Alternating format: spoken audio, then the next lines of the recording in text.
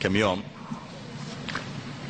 أخ طالب علم سوداني، وكان يلقي كلمة جزاه الله خير وذكر هالقصة. أحيانا هو طالب علم لغته جيدة الفصحى، لكن أحيانا بعض الناس مع الحماس يترك اللغة الفصحى ويتكلم عامي.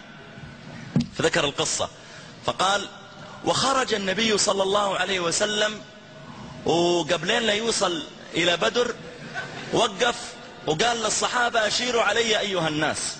فقام المقداد وقال: وأحسن.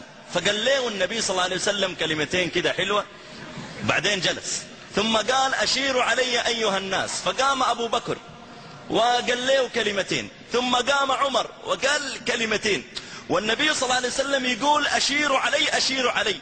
فقام سعد بن معاذ قال له: كنك دايرنا يا رسول الله. قال له: آي. والله يا جماعة أني قاعد أضحك ضحك، يعني يا أخي جزاه الله خير الأخ من شدة الحماس قلب المسألة عامي. يقول: قام سعد بن معاذ قال له: كنك دايرنا يا رسول الله. قال له: آي.